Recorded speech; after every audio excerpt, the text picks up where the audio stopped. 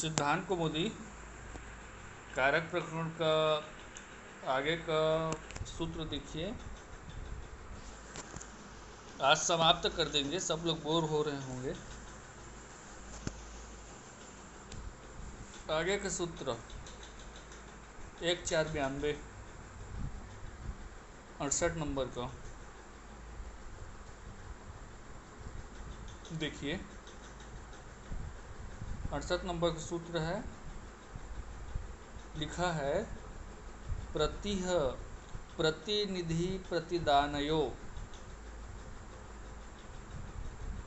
एत्रयो अर्थयो प्रतिरक्त संज्ञा स्यात्। प्रतिनिधि, ये आया प्रतिनिधि, प्रतिनिधित्व करने वाला या प्रतिनिधि करने वाला। कोई किसी का प्रतिनिधि करता है। अर्जुन का प्रतिनिधि श्री कृष्ण करता है, महाभारत देखे हैं तो प्रतिनिधित्व। हाँ, प्रतिनिधित्व। प्रतिदानयो, ये प्रतिनिधि हो गया, यहाँ तक सेफ हो गया। ये अलग शब्द प्रतिदानयो, ये प्रतिदान। प्रतिदान मतलब विनिमय। प्रतिदान मतलब क्या कहा जा सकता है? विनिमय। विनिमय किसी वस्तु के जगह में दूसरे वस्तु का आदान प्रदान, एक वस्तु की जगह में अन्य वस्तु का आदान प्रदान विनिमय कहलाता है। जैसे हम लोग पढ़ते आ रहे हैं विनिमय। यह क्या है? कर्मवचनीय संज्ञा है, प्रतिरुक्त संज्ञा, कर्मवचनीय संज्ञा है।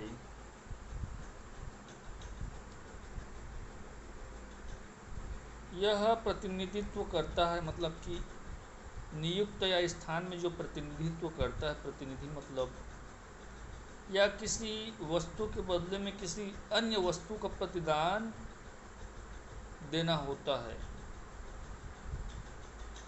वहां पर पंचमी विभक्ति होता है। इतना दिन से क्या पढ़ते आ रहे थे? पत्ता पलटना पड़ेगा। इतना दिन से क्या पढ़ते आ रहे थे? अपदान पंचमी। अपदान में पंचमी होता है, अपदान में पंचमी होता है। सब सूत्र उसी के अंतर्गत आया, पीछे में बताया गया हो। हाँ, लेकिन जहाँ पर प्रतिनिधि होता है, प्रतिदान होता है, वहाँ पर भी पंचमी होता है। कहने का तात्पर्य क्या है? जहाँ पर प्रतिनिधि होता है, प्रतिदान होता है, वहाँ पर भी पंचमी होता है। इतना बता के इस सूत्र को समाप्त कर दिया गया है। लेकिन ये सूत्र आएगा 68 नंबर का, तो 69 नंबर का भी सूत्र लिखना पड़ेगा। 69 नंबर का सूत्र आएगा तो 68 नंबर को भी लिख सकते हो। तरीका होता है इसमें लिखने का, बनाने का। उदाहरण आएगा तो मुख्य सूत्र को बताना पड़ेगा, कौन सी विभक्ति उसको बताना पड़ेगा। मुख्य सूत्र आया तो उदाहरण भी लिखना पड़ेगा। कंडीशन रहता है दोनों का, ठीक है। 69 नंबर के सूत्र में आ जाइए। अब आज इसको समाप्त कर देते हैं, पंचमी विभक्ति को पूरा। 69 नंबर के सूत्र में लिखा है प्रतिनिधि प्रतिदाने। जो 68 नंबर का सूत्र में लिखा तो वही है, तभी तो बोला कि कोई भी आए दोनों की व्याख्या लिख सकते हो, दोनों को समझा सकते हो। प्रतिनिधि प्रतिदाने च इस्मात्,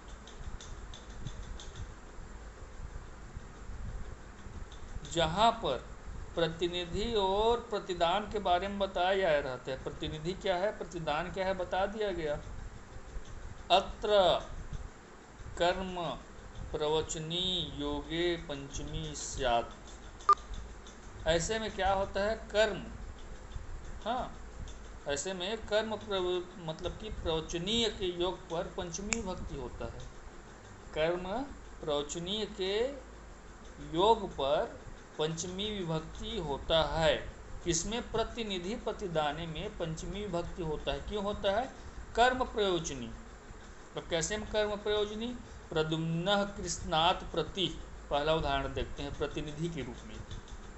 पहला उदाहरण क्या देखते हैं? प्रतिनिधि के रूप में पहला उदाहरण देखते हैं। ये प्रद्युम्न कृष्णात प्रति,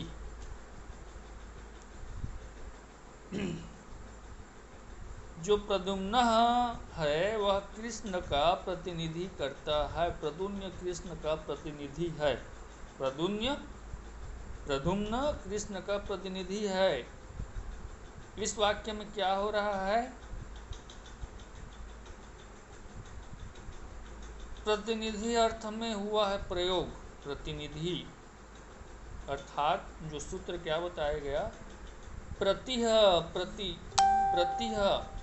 प्रतिनिधि प्रतिदानयो सूत्र से, 68 नंबर के सूत्र प्रतिनिधि प्रतिदानयो सूत्र से कर्म प्रवचनी संज्ञा हो गया। और जो कर्म प्रवचनी संज्ञा होता है वह क्या होता है? पंचमी विभक्ति होता है। अर्थात ये यहाँ पर प्रतिनिधि प्रतिदाने च इस्मात सूत्र से क्या हो रहा है?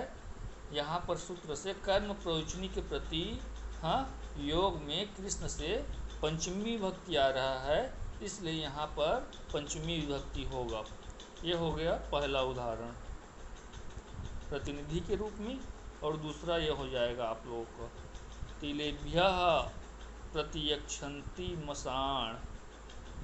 तिलेभ्यः प्रतियक्षन्ति मसाण। तिल से उड़द बदलता है, वही आदान प्रदान करने का प्रक्रिया जो बताया गया था। तिल से उड़द बदलता है। इस वाक्य में प्रतिदान का प्रयोग हुआ है। इस वाक्य में प्रतिदान का प्रयोग हुआ है, बदलने की क्रिया का प्रयोग हुआ है। वही 68वां नंबर के सूत्र में क्या बताया गया है? प्रतिनिधि प्रतिदानयोः। इस सूत्र के चलते कर्म प्रवचनी संज्ञा हो जाता है, और कर्म प्रवचनी संज्ञा के होने से यहाँ पर पंचमी विभक्ति आ जाता है। यहाँ पर क्या आ जाता है? पंचमी विभक्ति। अपादाने पंचमी ही नहीं, जिसमें मतलब कि प्रतिनिधि प्रतिदाने रहता है प्रति, तो वहाँ पर भी पंचमी विभक्ति होता है, ऐसे बताया गया है। आगे सूत्र को देखते हैं। अब देखिए,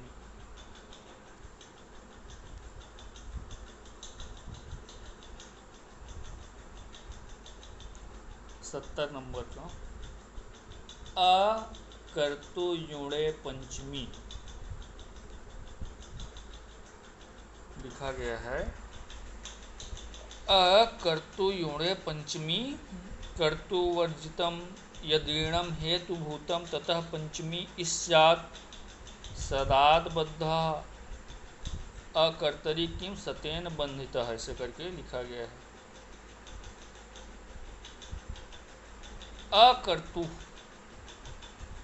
अकर्तु मतलब कि कर्तु संज्ञा से रहित। अकर्तु लिखा है ना, अकर्तु अर्थात कि ये यहाँ तक कर्तु संज्ञा से रहित। जो अकर्तु है अर्थात कि जो कर्तु संज्ञा नहीं है। जीणे, यदि उसमें ऋण हेतु हो या ऋण शब्द हो तो वहाँ पर पंचमी विभक्ति होता है। जो कर्तु ना हो और जिसमें ऋण शब्द हो वहाँ पर पंचमी विभक्ति होता है। वहाँ पर क्या रहता है? पंचमी विभक्ति रहता है। उदाहरण देखिए, ये पहला उदाहरण, सताद्बद्धः 100 रुपये के ऋण से बंधा है। कर्जा लिया है कुछ 100 रुपये, 100 रुपये के ऋण से बंधा है। सदाद्बद्धः, इस वाक्य में क्या हो रहा है? बंधन क्रिया का हेतु ऋण है। और क्यों बंधा हुआ है? क्योंकि उससे पैसा उधार लिया है, ऋण लिया है। तो बंधन क्रिया के हेतु क्या है? ऋण है, 100 रुपये है। अतः यह जो शब्द है अर्थात 100 रुपये रूपी जो शब्द है वह क्या है? हेतु अर्थ में बांध कर, हेतु के रूप में बांध कर, हेतु मतलब कि तृतीय विभक्ति के रूप में बांध करके अकर्तुयुणे, लेकिन इसमें अकर्तु है, अकर्ता है, इसलिए इसमें क्या हो जाता है? पंचमी विभक्ति हो जाता है। इसलिए यहाँ पर क्या हो जाता है, पंचमी विभक्ति हो जाता है।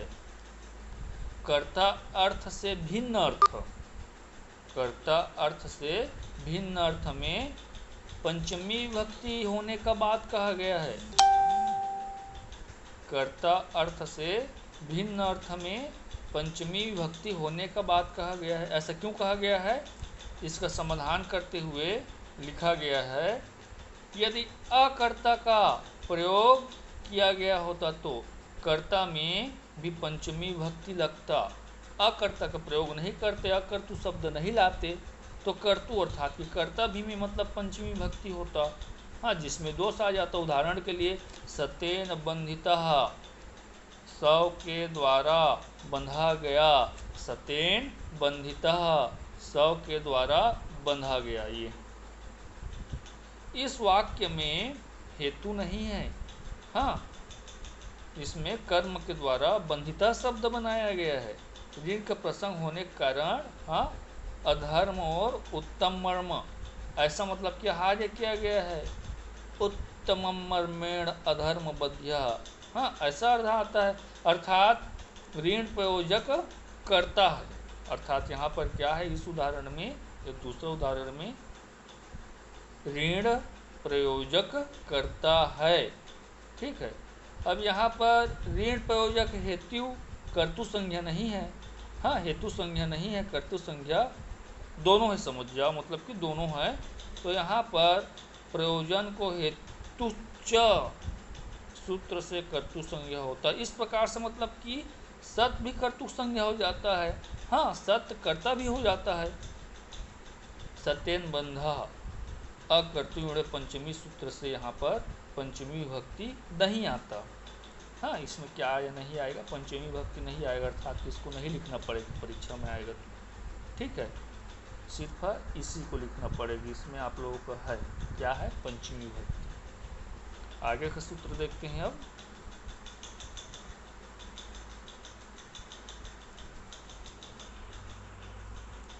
विभाषा गुणे स्त्रियायाम, विभाषा गुणे स्त्रियायाम। अब आगे इसको देख लो।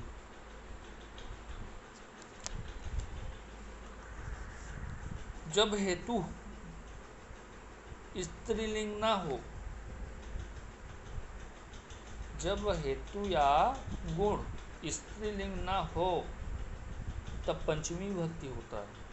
क्या कह रहा है सूत्र, जब गुण या हेतु स्त्रीलिंग ना हो तो पंचमी विभक्ति होता है। पंचमी विभक्ति होता है, कैसे पंचमी विभक्ति होता है, हेतु के विकल्प से पंचमी विभक्ति होता है। हेतु के विकल्प से पंचमी विभक्ति होता है। उदाहरण के लिए देखिए, गुणा हेतु स्त्रीलिंग पंचमी वाइश्यात लिखा है, बताया हुई है, ये है उदाहरण। इतना क्या लिखा है, जाट्याड जाडेन व बंधा, मतलब मूर्खता से बंधा हुआ है, मूर्ख है, पूरा का पूरा मूर्खता बन से घिरा हुआ है, बंधा हुआ है। हाँ, जब हेतु गुण हो पर स्त्रीलिंग ना हो, गुणे हेतु, जब हेतु गुण हो लेकिन स्त्रीलिंग ना हो, तो वहाँ पर पंचमी विभक्ति होता है। हाँ, उदाहरण क्या है, जाट्याड जाड्यन व बंधा, मूर्खता से बांधा गया है, मूर्खता से गिरा हुआ है।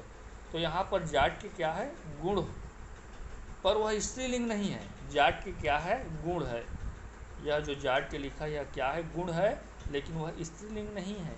इसलिए पंचमी विभक्ति हुआ किससे, विकल्प से। पंचमी के अभाव में, हाँ, अगर स्त्रीलिंग होता तो तृतीया विभक्ति हो जाता। अगर वह स्त्रीलिंग होता तो तृतीया विभक्ति हो जाता, लेकिन यहाँ पर स्त्रीलिंग नहीं, इसलिए पंचमी है। बस थोड़ा सा अंतर होता है। जड़स्य भावः जाट्यम, इस विग्रह से हाँ यहाँ पर नस प्रत्यय का भाव हुआ। ठीक है, अब सूत्र में गुण शब्द से ग्रहण का प्रयोजन क्या है, गुणे। सूत्र में गुण शब्द का प्रयोजन क्या है, अर्थात गुणवाचक शब्द ही पंचमी विभक्ति आता है, ऐसा क्यों कहा गया है। गुणवाचक शब्द में ही पंचमी विभक्ति होगा और वो भी स्त्रीलिंग ना हो, ऐसा क्यों कहा गया है। गुण ऐसा क्यों कहा गया है। समाधान करते हैं यहाँ पर भट्टोजी दीक्षित जी समाधान करते हुए बताते हैं, अगर गुण ऐसा शब्द यहाँ पर नहीं लिखा रहता, इसका ग्रहण नहीं किया गया होता, तो धनेन कुलम, ये धनेन कुलम, धन हेतु से कुल सम्मानित है। धनेन कुलम, धन हेतु से कुल सम्मानित है। इस वाक्य में क्या हो रहा है, हेतु से तीसरा विभक्ति आ रहा है, तृतीय विभक्ति आ रहा है। धन गुण नहीं है। हाँ, धन क्या है, गुण नहीं है। धन गुण नहीं है, जैसे कि यहाँ पर जाट्यात गुण बताया गया था ना ऊपर उदाहरण में, वैसे धन गुण नहीं है। गुण के अंतर्गत धन नहीं आता। अपितु क्या है, धन द्रव्य है। धन क्या है, द्रव्य है। सूत्र में लिखा भी है विभाषा गुण स्त्रियाणाम। हाँ, इस सूत्र का प्रयुक्ति भी नहीं होता। हाँ, तो ऐसे में यहाँ पर क्या हो गया, ऐसे स्थिति में हाँ, गुण के ग्रहण न होने की स्थिति में यहाँ भी पंचमी विभक्ति होने लगता। यहाँ हम क्या मानते, पंचमी विभक्ति मानते, लेकिन यहाँ क्या है, पंचमी विभक्ति नहीं है। क्या विभक्ति है, तृतीय विभक्ति है। ठीक है, इसलिए यहाँ पर गुण शब्द को ग्रहण किया गया है। और क्या शब्द को ग्रहण किया गया है, स्त्रीलिंग में ही पंचमी होता है। स्त्रीलिंग ना हो वहाँ पर पंचमी होता है। ठीक है, स्त्रीलिंग ना हो वहीं पर पंचमी होता है। अगर स्त्रीलिंग आ जाए तो तृतीय विभक्ति आ जाता है। ऐसा क्यों कहा गया है, तो देखिए इसका समाधान करते हैं। हाँ, जो युक्तिकार है इसका समाधान करते हुए लिखते हैं भट्टोजी दीक्षित, बुद्धया मुक्तः,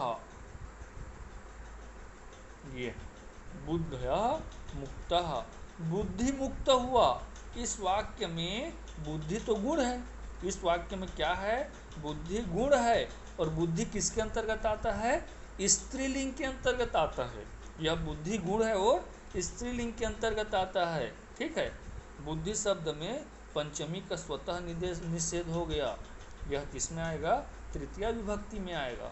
यह किस में आएगा, तृतीय विभक्ति में आएगा। हाँ, स्त्रीलिंग नहीं होना चाहिए, यहाँ पर स्त्रीलिंग हो रहा है, इसलिए उनको किया गया। तो यहाँ पर विभाषा गुण स्त्रिया नाम आएगा ना, तो केवल इसी उदाहरण को लिखना है, जात्यार जाड्यन बद्धा। इसको केवल ये दो उदाहरणों को समझाने के लिए बताया गया है। ठीक है, अब आगे देखें, आगे का सूत्र।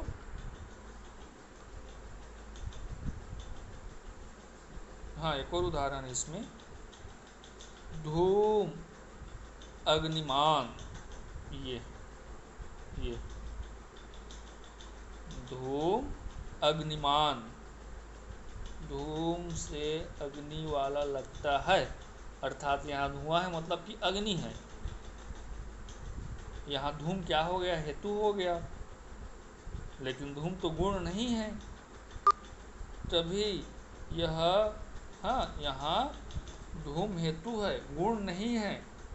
लेकिन योग विभाग से, अग्नि और धुएं के योग विभाग से यहाँ पर पंचमी विभक्ति होता है। वैसे को उदाहरण है, नास्ति घटो अनुपलब्धे। ये नास्ति घटो अनुपलब्धे, घड़ा नहीं है, उपलब्धि नहीं होने से। घड़ा नहीं है, उपलब्धि नहीं होने से। इस वाक्य में अनुपलब्धि हेतु है, साथ ही स्त्रीलिंग भी है। हाँ, साथ ही स्त्रीलिंग भी है, फिर भी पंचमी विभक्ति हो गया। फिर भी यहाँ पर क्या है, पंचमी विभक्ति हो गया। अब इसके बाद फिर आगे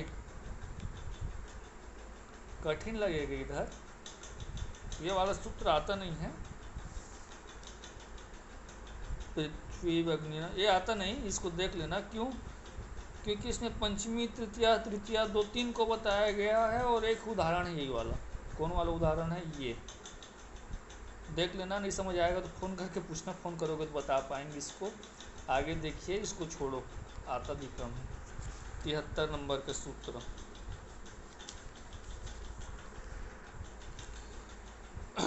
करने च स्तोकाकल्पकृच्छकति पर इस्यासत्ववचनस्य।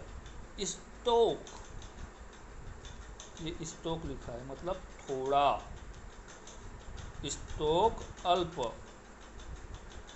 अल्प मतलब थोड़ा, कृच्छ, कृच्छ मतलब कष्ट, कतिपय, कतिपय, कुछ, कतिपय मतलब कुछ। यह क्या है? अद्रव्य वाच्य है। यह क्या कहलाता है? अद्रव्यवाचक शब्द है। तो जहाँ पर अद्रव्यवाचक शब्द होता है, अद्रव्यवाचक शब्द होता है, तो शब्दों से करण कारक के अर्थ में तृतीया और पंचमी विभक्ति होता है। तृतीया और पंचमी दोनों विभक्ति होता है। क्यों होता है? शब्दों से करण कारक के अर्थ में तृतीया और पंचमी, करण और कारक दोनों का अर्थ निकल रहा है, तो तृतीया और पंचमी होता है। किसमें होता है? थोड़ा, हाँ, स्तोक, अल्प, कृच्छ, कतिपय, इन शब्दों में। यह शब्द क्या रहता है? विशेषवाचक शब्द होता है। यह शब्द विशेषवाचक शब्द होता है। उदाहरण, ये स्तोके, स्तोक्ता, मुक्तः। घोड़े से ही छूट गया, घोड़े से ही छूट गया। हाँ, अब इसमें या फिर लघुना आयासेन मुक्तः, ऐसा लघुना आयासेन मुक्तः, ऐसा भी कह सकते हैं। तो आयास द्रव्य नहीं है। करने च स्तोक्या, मुख्य सूत्र में लिखा है ना, करने च स्तोक्या। इस सूत्र से तृतीया और पंचमी विभक्ति हो गया। इस सूत्र से तृतीया और पंचमी विभक्ति हो गई। इस प्रकार अल्प, कृच्छ तथा कतिपय के योग से तृतीया और पंचमी हो जाता है। मतलब ये तृतीया भी है और पंचमी भी है। ठीक है। अब ज़्यादा तो समझ नहीं आ रहा होगा, इधर दो पंचमी विभक्ति बता रहे थे, अब इसमें तृतीया कहाँ से आ गया वाला मतलब सवाल आ रहा होगा। अब ये वाला सूत्र परीक्षा में आता है, पुराना प्रश्न पत्र देख लेना, आता ही है। हाँ, दूरांतिकार्तेभ्यो द्वितीया च, दूरांतिकार्तेभ्यो द्वितीया च, दूर एवं आंतिक, दूर आंतिक, हाँ, दूर और आंतिक मतलब कि दूर, दूरी और समीप वाले अर्थ में द्वितीया, पंचमी और तृतीया। द्वितीया, इस एभ्यो द्वितीया इस्यात् पंचमी तृतीय लिखा है ना, उसमें द्वितीया भी विभक्ति होता है। हाँ, उसमें क्या होता है? द्वितीय विभक्ति भी होता है दूर समीप वाले अर्थ में। ठीक है। और क्या रहता है? मतलब कि तृतीया भी रहता है और पंचमी रहता है, तीनों का तीनों रहता है, तीनों का तीनों रहता है। ठीक है। अब देखिए, दूर एवं आंतिक अर्थात के दूर और समीप वाले अर्थ में द्वितीय विभक्ति, पंचमी विभक्ति और तृतीय विभक्ति होता है। हाँ, और जो प्रतिपत्ति का अर्थ में केवल विधान के लिए, हाँ, प्रतिपत्ति का अर्थ ये लिखा है ना, ये प्रतिपत्ति का अर्थ मारते विधि रयन, अपवाद के रूप में प्रतिपदिक होता है, मतलब प्रथमा विभक्ति भी होता है। अभी प्रथमा भी आ गया बोल तो। उदाहरण, ग्रामस्य दूरम दूरात दूरेण वा। ये